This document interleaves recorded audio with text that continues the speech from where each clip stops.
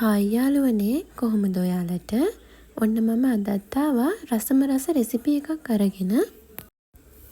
මම අද හදන්න යන්නේ ඉස්සෝ කූනිස්සෝ කන්න අකමැති අයට චිකන් දාලා රසම රස චිලි පේස්ට් එකක්. ඉතින් අපි බලමු කොහොමද මේක හදාගන්නේ කියලා.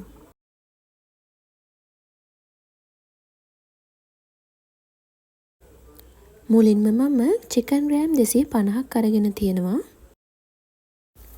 චිකන් එකට මම ලුණු තේ හැඳි භාගයක් එකතු කරගන්නවා. ඒකටම කහ තේ හැඳි කාලකුත් එකතු කරගන්නවා.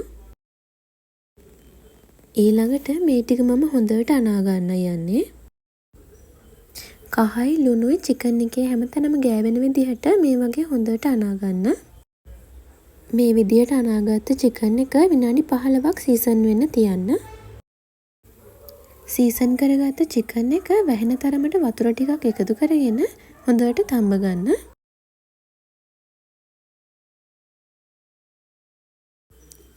මේ තියෙන්නේ මම තම්බගත්ත චිකන් එක. මේ චිකන් එක මම පුංචි කෑලි වලට කඩා ගන්නවා. මේ විදිහට අතින් හරි ගෑරුප්පුවකින් හරි පුංචි පුංචි කෑලි වලට කඩා ගන්න ඕන. මම නම් ලේසි නිසා අතින් මේ විදිහට කඩා ගත්තා.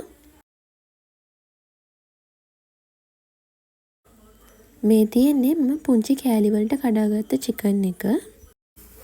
දැන් අපි මේ චිකන් එක තෙල් එකේ බැදගමු. පෑන් එකක් රත් වෙන්න තියලා ඒකට තෙල් ටිකක් දාගන්නවා. චිකන් එක ගැඹුරු තෙලේ බැද ගන්න අවශ්‍ය වෙන්නේ නැහැ. තෙල් එක රත් වුණාට පස්සේ කෑලි වලට කඩාගත්ත චිකන් ටික මම එකතු කරගන්නවා. එකතු කරගත්ත චිකන් ටික තෙල් එකේ හොඳට බැද ගන්න. චිකන් ටික මේ විදිහට එක දිගට කලවම් කරන ගමන් බැද ගන්න. චිකන් හොඳට තැම්බිලා තියෙන නිසා ගොඩාක් වෙලා බැද ගන්න අවශ්‍ය වෙන්නේ නැහැ.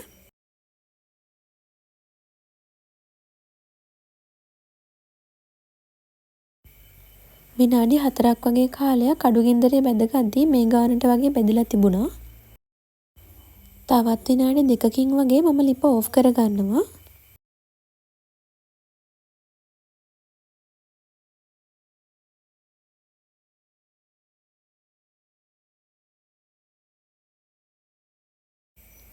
මේ ගානට වගේ චිකන් ටික බැදීගෙන එද්දී මම ලිප ඕෆ් කරගත්තා. ඔයාලට පේනවද යාළුවනේ චිකන් ටික හොඳ රන්වන් පාටක් වෙනකම් බැදිලායි තියෙන්නේ. ගොඩාක් කර වෙනකම් බැදගත්තෙත් නැහැ. මේ වෙලාවේදී මම ලිප ඕෆ් කරගෙන චිකන් ටික වෙනත් භාජනයකට දාලා නිවෙන්න අරිනවා.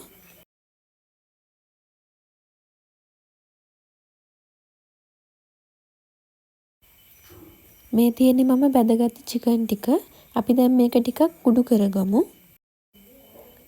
මා ළඟ මේ තියෙන ටූල් එකෙන් මම කුඩු කරගන්නේ. ඔයාලා ගාව වංගෙඩියක් තියෙනවා නම් වංගෙඩියට දාලා බාගෙට කොටා ගන්න.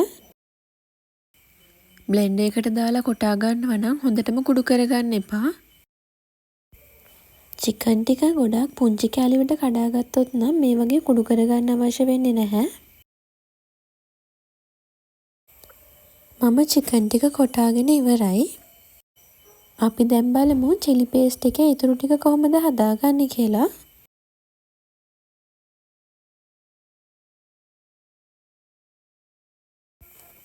මේ තියෙන්නේ යාළුවනේ මම කොටාගත්ත චිකන් ටික.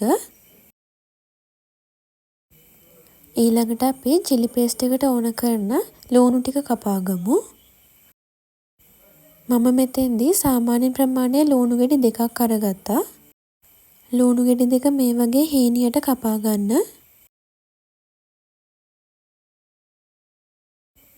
ඊළඟට මම සුදු ලුණු බික් 3ක් අරගෙන තියෙනවා.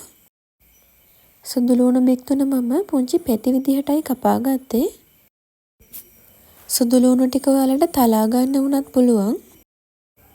සුදු ලුණු බැදුනට පස්සේ ඒවා හැපෙනකොට වෙනම රසක් තියෙන නිසා මම මේ විදිහට පෙති කපා ගත්තේ. ඔයාලට කැමති ලේසි ක්‍රමයක් මෙතෙන්දි පාවිච්චි කරන්න පුළුවන්.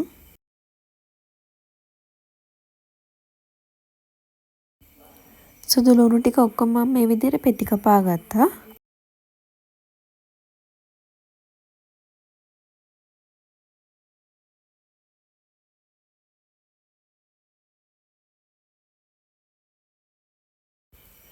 ඊළඟට මම චිකන් බැදගත්ත භාජනයටම තවත් තෙල් ටිකක් එකතු කරලා සුදු ලුණු ටික බැද ගන්නයි යන්නේ.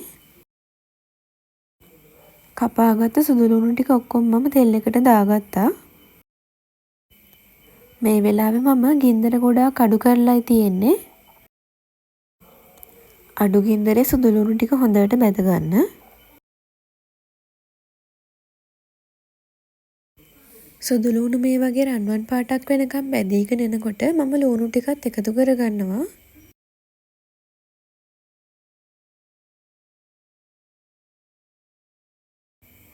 කපාගත්ත ලුණු ටික ඔක්කොම මම තෙල් එකට දාගත්තා. ලුණු ටිකත් තෙල් එකේ මේ වගේ හොඳට බැදෙන්න දෙන්න. ගින්දර ගොඩාක් අඩුවෙන් තියාගෙනයි මම මේ ටික බැදගන්නේ. ලුණු මේ විදිහට බැදීගෙන ඉද්දී කරපිංච තියෙනවා නම් එකතු කරගන්න. මගේ ළඟ අද කරපිංච නම් තිබුණේ නැහැ. සාමාන්‍ය chili paste එකට එකතු කරන දේවල් මෙතෙන්ද එකතු කරගන්න පුළුවන්.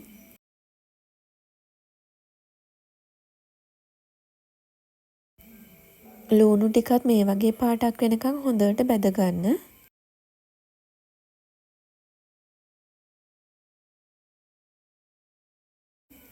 ලුණු ටික බැදලා ඉවරුණාට පස්සේ මම කෑලි මිරිස් ග්‍රෑම් 100ක් එකතු කරගන්නවා.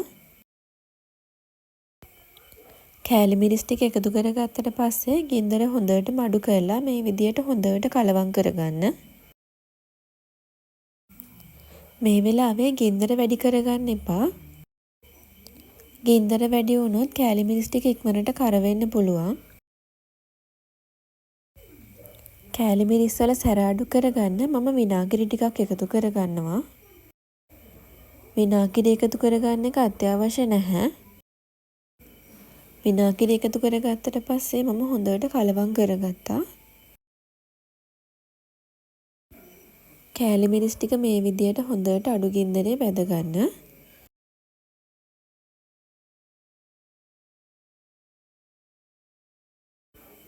ඊළඟට මම බැදගත්ත චිකන් ටිකත් එකතු කරගන්නවා. චිකන් ටිකත් එකතු කරගෙන හොඳට කලවම් කරගන්න. මේ වෙලාවේ මම ලිපේ ගින්දර හොඳට මඩු කරගෙනයි තියෙන්නේ.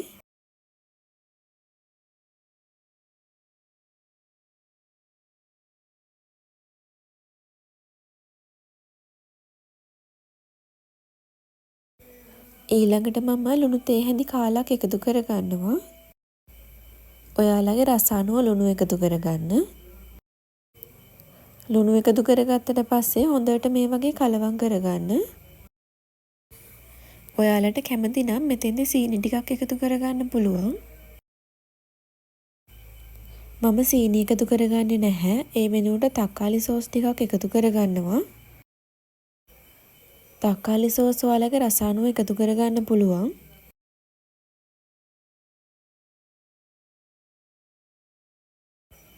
තක්කාලි සෝස් එකතු කරගත්තට පස්සේ හොඳට කලවම් කරගන්න.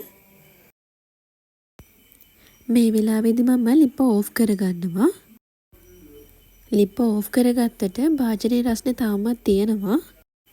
ඒ නිසා සෝස් ටික එකතු කරගෙන මේ වගේ හොඳට කලවම් කරගන්න. සෝස් ටික හොඳට කලවම් වුණාට පස්සේ ලිපෙන් බාගෙන වෙනත් භාජනයකට දාගන්න.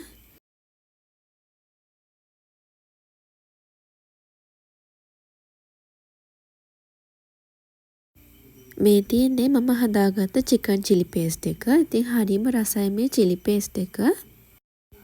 ගෑවුන තැන කන්න පුළුවන් රසම රස chili paste එකක් මේක. ඉතින් අනිවාර්යෙන් ඔයාලත් හදලා බලලා මට කමෙන්ට් එකක් දාන්න. මම subscribe කරන්නත් අමතක කරන්න එපා.